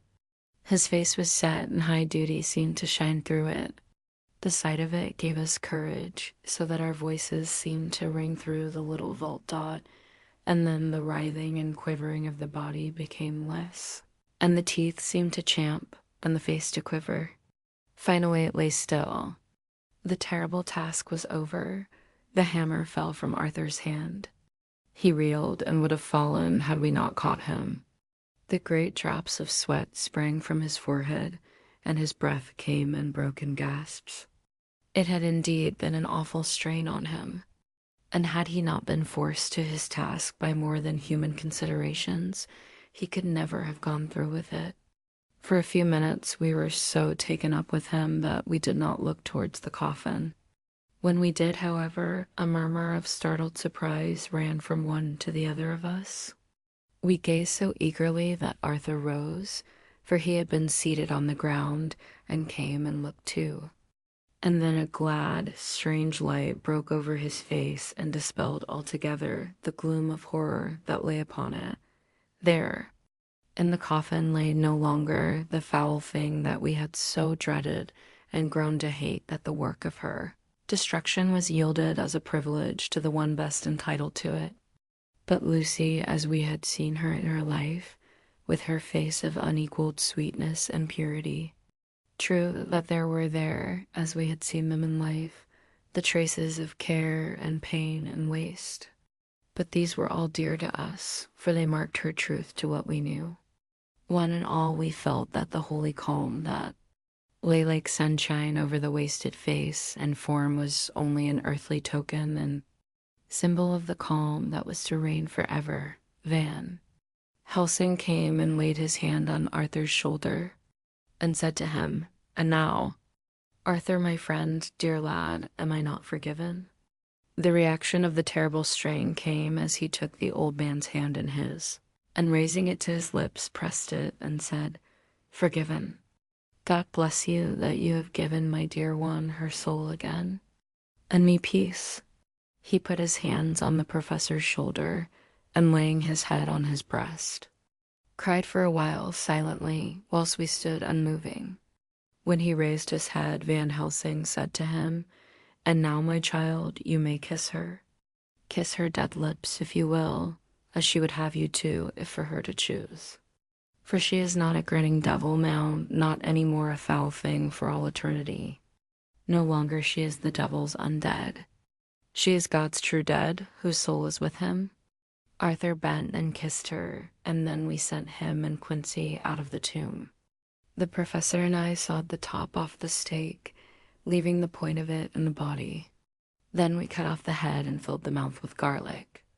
We soldered up the linen coffin, screwed on the coffin lid, and gathering up our belongings, came away.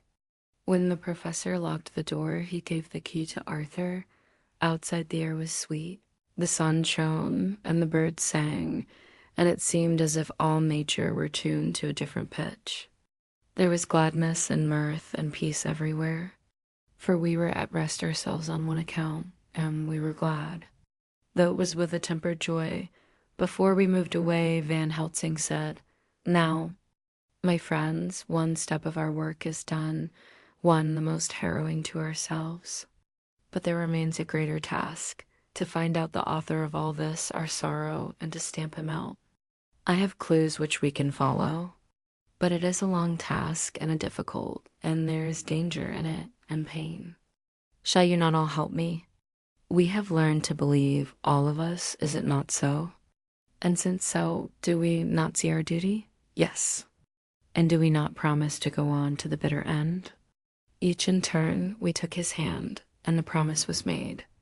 Then said the professor as we moved off, "2 nights hence you shall meet with me and dine together at 7 of the clock with friend John.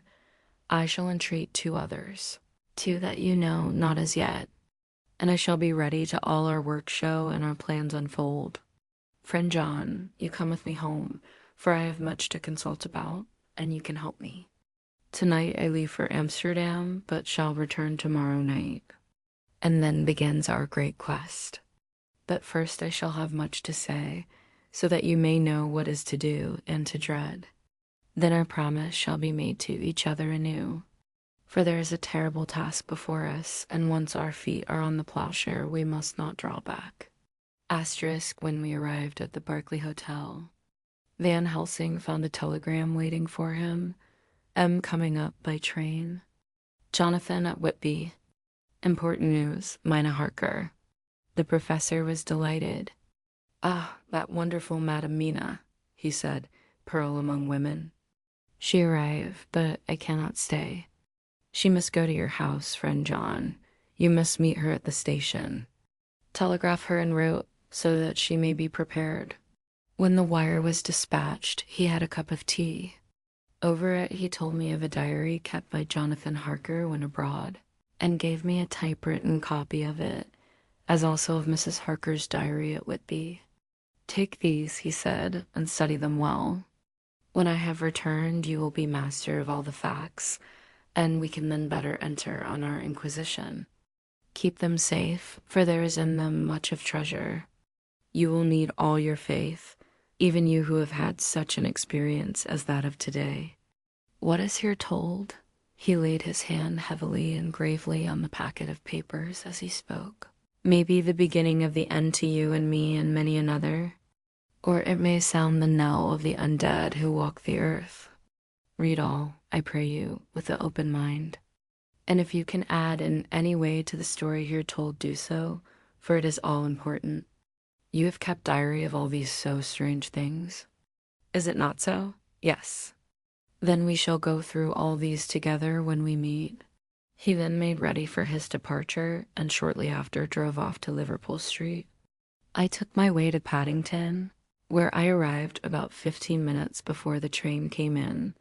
The crowd melted away after the bustling fashion common to arrival platforms, and I was beginning to feel uneasy lest I might miss my guest when a sweet-faced, dainty-looking girl stepped up to me and, after a quick glance, said, "Dr. Seward, is it not? And you are Mrs. Harker?" I answered at once, whereupon she held out her hand. "I knew you from the description of poor dear Lucy." But she stopped suddenly, and a quick blush overspread her face. The blush that rose to my own cheeks somehow set us both at ease, for it was a tacit answer to her own. I got her luggage, which included a typewriter, and we took the Underground to Fenchurch Street. After I had sent a wire to my housekeeper to have a sitting room and bedroom prepared at once for Mrs. Harker Dodd, in due time we arrived.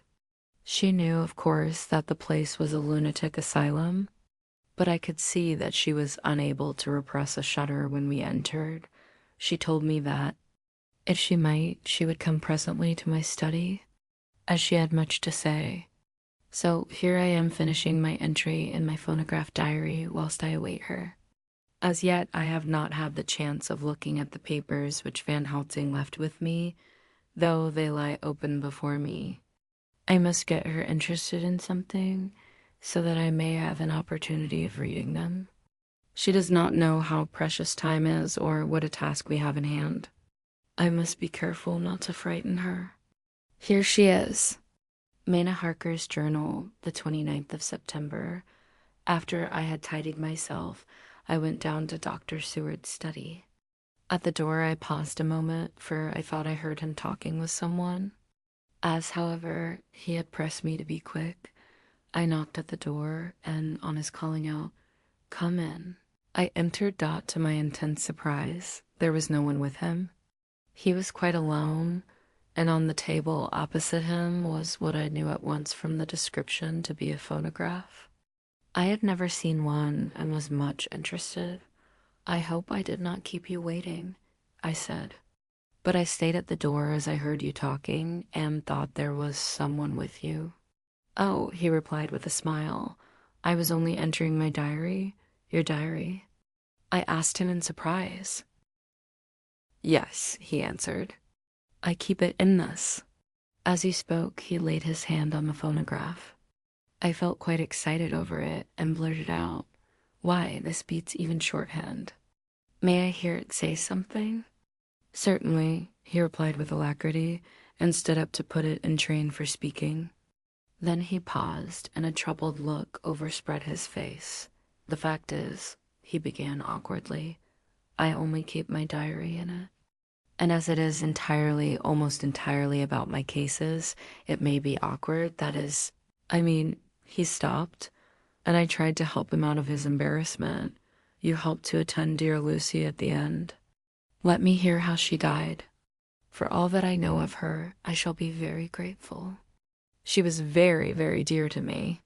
To my surprise, he answered, with a horror-struck look in his face, "Tell you of her death?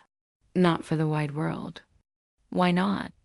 I asked, for some grave, terrible feeling was coming over me.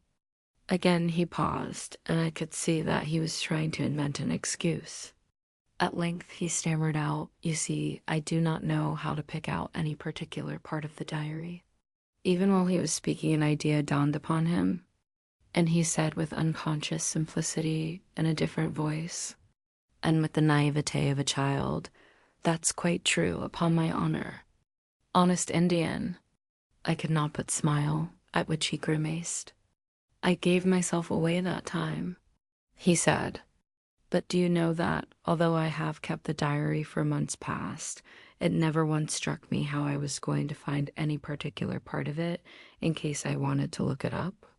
By this time, my mind was made up that the diary of a doctor who attended Lucy might have something to add to the sum of our knowledge of that terrible being.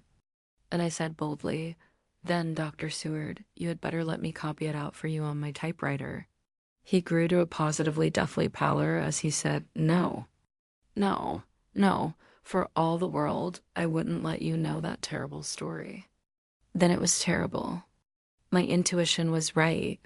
For a moment I thought, and as my eyes ranged the room, unconsciously looking for something or some opportunity to aid me, they lit on a great batch of typewriting on the table. His eyes caught the look in mine and, without his thinking, followed their direction. As they saw the parcel, he realized my meaning. "You do not know me," I said. "When you have read those papers, my own diary and my husband's also, which I have typed, you will know me better. I have not faltered in giving every thought of my own heart in this cause. But of course, you do not know me yet, and I must not expect you to trust me so far. He is certainly a man of noble nature. Poor dear Lucy was right about him." He stood up and opened a large drawer in which were arranged in order a number of hollow cylinders of metal covered with dark wax, and said, "You are quite right. I did not trust you because I did not know you. But I know you now, and let me say that I should have known you long ago. I know that Lucy told you of me. She told me of you too. May I make the only atonement in my power? Take the cylinders and hear them. The first half dozen of them are personal to me, and they will not horrify you. Then you will know me better. Dinner will by then be ready. In the meantime, I shall read over some of these documents and shall be better able to understand certain things." He carried the phonograph himself up to my sitting room and adjusted it for me. "Now I shall learn something pleasant, I am sure, for it will tell me the other side of a true love episode of which I know one side already. Asterisk Dr. Seward's diary, 29. September. I was so absorbed in that wonderful diary of Jonathan Harker and that other of his wife that I let the time run on without thinking. Mrs. Harker was not down when the maid came to announce dinner. So I said, "She is possibly tired." Let dinner wait an hour, and I went on with my work. I had just finished Mrs. Harker's diary when she came in. She looked sweetly pretty, but very sad, and her eyes were flushed with crying. This somehow moved me much. Of late I have had cause for tears, God knows. But the relief of them was denied me. And now the sight of those sweet eyes, brightened with recent tears, went straight to my heart. So I said as gently as I could, "I greatly fear I have distressed you." "Oh, no, not distressed me," she replied, "but I have been more touched than I can say by your grief." That is a wonderful machine, but it is cruelly true. It told me, in its very tones, the anguish of your heart. It was like a soul crying out to Almighty God. No one must hear them spoken ever again. See, I have tried to be useful. I have copied out the words on my typewriter, and none other need now hear your heart beat as I did. "No one need ever know, shall ever know," I said in a low voice. She laid her hand on mine and said very gravely, "Ah, but they must."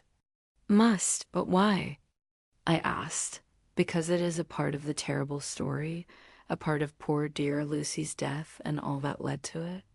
Because in the struggle which we have before us to rid the earth of this terrible monster, we must have all the knowledge and all the help which we can get. I think that the cylinders which you gave me contained more than you intended me to know. But I can see that there are in your record many lights to this dark mystery. You will let me help, will you not? I know all up to a certain point. And I see already, though your diary only took me to the 7th of September, how poor Lucy was beset and how her terrible doom was being wrought out. Jonathan and I have been working day and night since Professor Van Helsing saw us. He has gone to Whitby to get more information, and he will be here tomorrow to help us. We need have no secrets amongst us. Working together and with absolute trust, we can surely be stronger than if some of us were in the dark. She looked at me so appealingly, and at the same time manifested such courage and resolution in her bearing that I gave in at once to her wishes. "You shall," I said, "do as you like in the matter. God forgive me if I do wrong. There are terrible things yet to learn of. But if you have so far traveled on the road to poor Lucy's death, you will not be content, I know, to remain in the dark. Nay, the very end, may give you a gleam of peace. Come, there is dinner. We must keep one another strong for what is before us. We have a cruel and dreadful task. When you have eaten, you shall learn the rest, and I shall answer any questions you ask if there be anything which you do not understand." Though it was apparent to us who were present. Mina Harker's journal, the 29th of September. After dinner, I came with Dr. Seward to his study. He brought back the phonograph from my room, and I took my typewriter. He placed me in a comfortable chair and arranged the phonograph so that I could touch it without getting up, and showed me how to stop it in case I should want to pause. Then he very thoughtfully took a chair with his back to me, so that I might be as free as possible, and began to read. I put the forked metal to my ears and listened. When the terrible story of Lucy's death and all that followed was done, I lay back in my chair powerless. Fortunately, I am not of a fainting disposition. When Dr. Seward saw me, he jumped up with a horrified exclamation, and hurriedly taking a case bottle from a cupboard, gave me some brandy, which in a few minutes somewhat restored me. My brain was all in a whirl, and only that there came through all the multitude of horrors the holy ray of light that my dear, dear Lucy was at last at peace.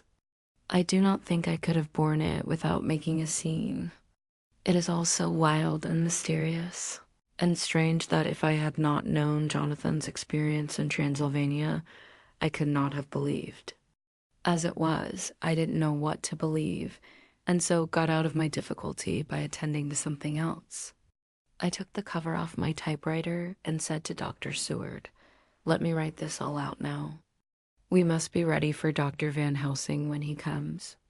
I have sent a telegram to Jonathan to come on here when he arrives in London from Whitby. In this matter dates are everything, and I think that if we get all our material ready and have every item put in chronological order, we shall have done much. You tell me that Lord Godalming and Mr. Morris are coming too.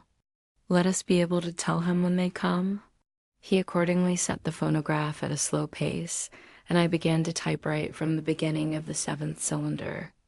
I used manifold, and so took 3 copies of the diary, just as I had done with all the rest. It was late when I got through, but Dr. Seward went about his work of going his round of the patients. When he had finished, he came back and sat near me, reading, so that I did not feel too lonely whilst I worked. How good and thoughtful he is.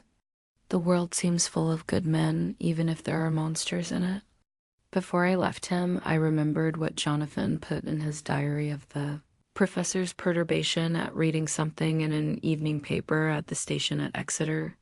So, seeing that Dr. Seward keeps his newspapers, I borrowed the files of the Westminster Gazette and the Pall Mall Gazette and took them to my room. I remember how much the Daily Graph and the Whitby Gazette, of which I had made cuttings, helped us to understand the terrible events at Whitby when Count Dracula landed. So I shall look through the evening papers since then, and perhaps I shall get some new light. I am not sleepy, and the work will help to keep me quiet. Dr. Seward's diary, the 30th of September, Mr. Harker arrived at 9 o'clock. He had got his wife's wire just before starting. He is uncommonly clever, if one can judge from his face, and full of energy. If this journal be true, and judging by one's own wonderful experiences, it must be. He is also a man of great nerve. That going down to the vault a second time was a remarkable piece of.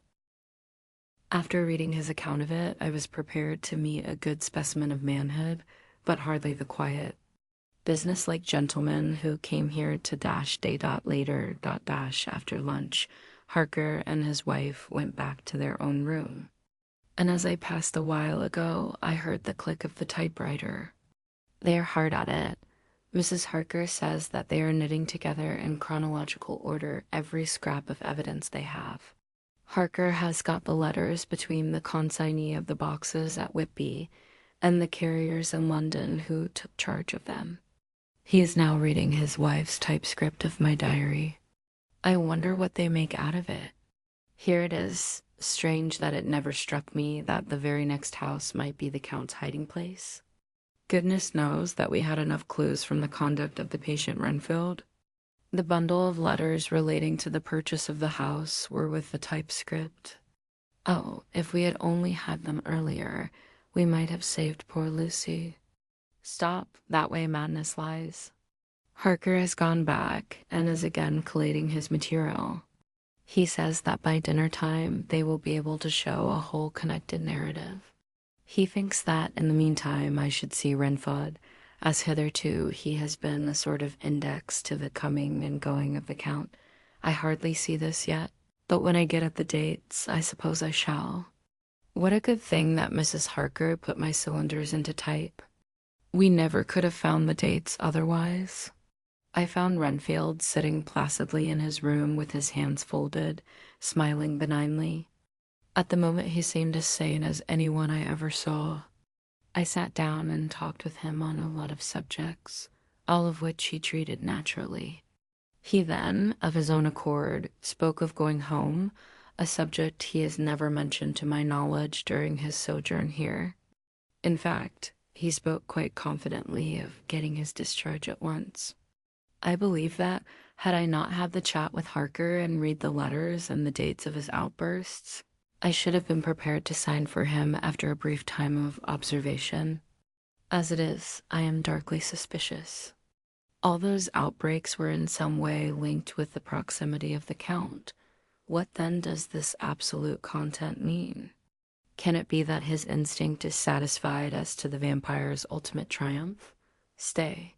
He is himself zoophagous, and in his wild ravings outside the chapel door of the deserted house, he always spoke of Master. This all seems confirmation of our idea. However, after a while I came away. My friend is just a little too sane at present to make it safe to probe him too deep with questions. He might begin to think, and then... So I came away. I mistrust these quiet moods of his. So I have given the attendant a hint to look closely after him, and to have a straight waistcoat ready in case of need. Jonathan Harker's journal, the 29th of September, and train to London when I received Mr. Billington's courteous message that he would give me any information in his power. I thought it best to go down to Whitby and make, on the spot, such inquiries as I wanted. It was now my object to trace that horrid cargo of the Count's to its place in London. Later, we may be able to deal with it. Billington Jr., a nice lad, met me at the station and brought me to his father's house, where they had decided that I must stay the night. They are hospitable, with true Yorkshire hospitality, give a guest everything, and leave him free to do as he likes. They all knew that I was busy, and that my stay was short, and Mr. Billington had ready in his office all the papers concerning the consignment of boxes. It gave me almost a turn to see again one of the letters which I had seen on the Count's table before I knew of his diabolical plans. Everything had been carefully thought out and done systematically and with precision. He seemed to have been prepared for every obstacle which might be placed by accident in the way of his intentions being carried out. To use an Americanism, he had taken no chances, and the absolute accuracy with which his instructions were fulfilled was simply the logical result of his care. I saw the invoice and took note of it. 50 cases of common earth to be used for experimental purposes. Also the copy of letter to Carter Patterson and their reply. Of both of these, I got copies. This was all the information Mr. Billington could give me. So I went down to the port and saw the Coast Guards, the customs officers, and the harbor master. They had all something to say of the strange entry of the ship, which is already taking its place in local tradition. But no one could add to the simple description 50 cases of common earth. I then saw the station master, who kindly put me in communication with the men who had actually received the boxes. Their tally was exact with the list, and they had nothing to add except that the boxes were main and mortal heavy, and that shifting them was dry work. One of them added that it was hard lines that there wasn't any gentleman, such like as yourself, Squire, to show some sort of appreciation of their efforts in a liquid form. Another put in a rider that the thirst then generated was such that even the time, which had elapsed, had not completely allayed it. Needless to add, I took care before leaving to lift. Forever and adequately, this source of reproach, the 30th of September, the station master was good enough to give me a line to his old companion, the station master at King's Cross, so that when I arrived there in the morning, I was able to ask him about the arrival of the boxes. He, too, put me at once in communication with the proper officials, and I saw that their tally was correct with the original invoice. The opportunities of acquiring an abnormal thirst had been here limited. A noble use of them had, however, been made. And again, I was compelled to deal with the result in an ex post facto manner. From thence I went on to Carter Patterson's central office, where I met with the utmost courtesy. They looked up the transaction in their daybook and letter book, and at once telephoned to their King's Cross office for more details. By good fortune, the men who did the teaming were waiting for work, and the official at once sent them over, sending also by one of them the waybill and all the papers connected with the delivery of the boxes at Carfax. Here again I found the tally agreeing exactly. The carrier's men were able to supplement the paucity of the written words with a few details. These were, I shortly found, connected almost solely with the dusty nature of the job and of the consequent thirst engendered in the operators. On my affording an opportunity, through the medium of the currency of the realm, of the allaying at a later period this beneficial evil, one of the men remarked that Ooze governor is the rummest I ever was in. Blime, but it ain't been touched since 100 years. There was dust that thick in the place that you might have slept on it without 'urtin' of your bones. And the place was that neglected that you might have smelled old Jerusalem in it. But the old chapel that took the psych, that did. Me and my maid, we thought we would never get out quick enough. Lor, I wouldn't take less nor quit a moment to stay there arter dark. Having been in the house, I could well believe him. But if he knew what I know, he would, I think, have raised his terms. Of one thing I am now satisfied, that all the boxes which arrived at Whitby from Varna and the Demeter were safely deposited in the old chapel at Carfax. There should be 50 of them there, unless any have since been removed, as from Dr. Seward's diary, I fear. Shall try to see the carter who took away the boxes from Carfax when Renfield attacked them. By following up this clue, we may learn a good deal. Later. Mina and I have worked all day, and we have put all the papers into order. Mina Harker's journal, the 30th of September. I am so glad that I hardly know how to contain myself. It is, I suppose, the reaction from the haunting fear which I have had, that this terrible affair and the reopening of his old wound might act detrimentally on Jonathan. I saw him leave for Whitby with as brave a face as I could, but I was sick with apprehension. The effort has, however, done him good. He was never so resolute, never so strong, never so full of volcanic energy as at present.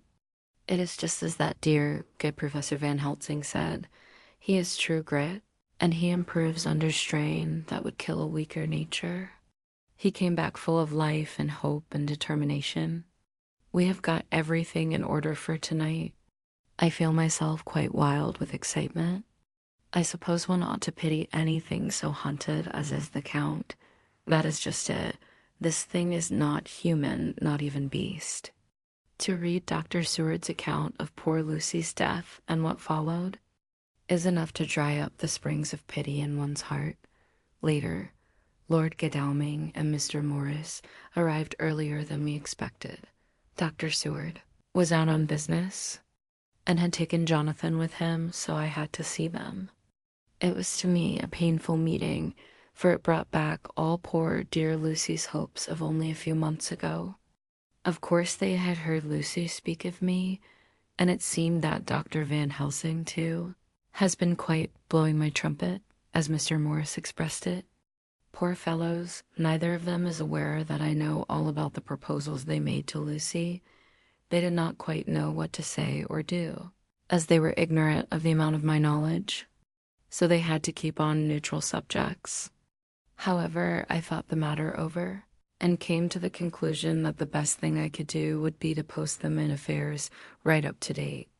I knew from Dr. Seward's diary that they had been at Lucy's death, her real death, and that I need not fear to betray any secret before the time. So I told them, as well as I could, that I had read all the papers and diaries, and that my husband and I, having typewritten them, had just finished putting them in order. I gave them each a copy to read in the library. When Lord Godalming got his and turned it over, "It does make a pretty good pile," he said. "Did you write all this, Mrs. Harker?" I nodded, and he went on. "I don't quite see the drift of it. But you people are all so good and kind, and have been working so earnestly and so energetically, that all I can do is to accept your ideas blindfold and try to help you. I have had one lesson already in accepting facts that should make a man humble to the last hour of his life. Besides, I know you loved my poor Lucy." Here he turned away and covered his face with his hands. I could hear the tears in his voice. Mr. Morris, with instinctive delicacy, just laid a hand for a moment on his shoulder and then walked quietly out of the room. I suppose there is something in woman's nature that makes a man free to break down before her and express his feelings on the tender or emotional side without feeling it derogatory to his manhood. For when Lord Godalming found himself alone with me, he sat down on the sofa and gave way utterly and openly. I sat down beside him and took his hand. I hope he didn't think it forward of me, and that if he ever thinks of it afterwards, he never will have such a thought. There I wronged him. I know he never will. He is too true a gentleman. I said too, him, for I could see that his heart was breaking. I loved dear Lucy, and I know what she was to you and what you were to her. She and I were like sisters, and now she is gone. Will you not let me be like a sister to you in your trouble? I know what sorrows you have had, though I cannot measure the depth of them. If sympathy and pity can help in your affliction, won't you let me be of some little service for Lucy's sake? In an instant, the poor dear fellow was overwhelmed with grief. It seemed to me that all that he had of late been suffering in silence found a vent at once. He grew quite hysterical, and raising his open hands, beat his palms together in a perfect agony of grief. He stood up and then sat down again, and the tears rained down his cheeks. I felt an infinite pity for him and opened my arms unthinkingly. With a sob, he laid his head on my shoulder and cried like a wearied child, whilst he shook with emotion. We women have something of the mother in us that makes us rise above smaller matters when the mother spirit is invoked. I felt this big sorrowing man's head resting on me, as though it were that of the baby that someday may lie on my bosom, and I stroked his hair as though he were my own child. I never thought at the time how strange it all was. After a little bit his sobs ceased, and he raised himself with an apology, though he made no disguise of his emotion. He told me that for days and nights past, weary days and sleepless nights, had been unable to speak with anyone as a man must speak in his time of sorrow. There was no woman whose sympathy could be given to him, or with whom, owing to the terrible circumstance with which his sorrow was surrounded, he could speak freely. I know now how I suffered, he said as he dried his eyes, but I do. Not know even yet, and none other can ever know how much your sweet sympathy has been to me today. I shall know better in time, and believe me that, though I am not ungrateful now, my gratitude will grow with my understanding. You will let me be like a brother, will you not, for all our lives, for dear Lucy's sake? For dear Lucy's sake, I said as we clasped hands. Aye, and for your own sake, he added. For if a man's esteem and gratitude are ever worth the winning, you have won mine today. If ever the future should bring to you a time when you need a man's help, believe me, you will not call in vain. God grant that no such time may ever come to you to break the sunshine of your life. But if it should ever come, promise me that you will let me know.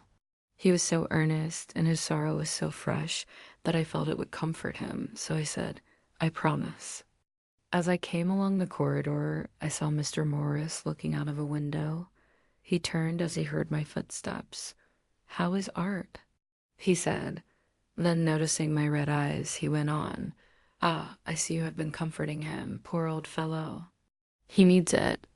No one but a woman can help a man when he is in trouble of the heart, and he had no one to comfort him. He bore his own trouble so bravely that my heart bled for him.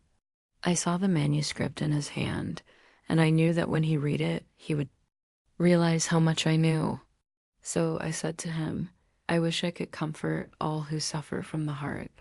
Will you let me be your friend, and will you come to me for comfort if you need it? You will know, later on, why I speak. He saw that I was in earnest, and stooping, took my hand and, raising it to his lips, kissed it. It seemed but poor comfort. To so brave and unselfish a soul, and impulsively I bent over and kissed him. The tears rose in his eyes, and there was a momentary choking in his throat.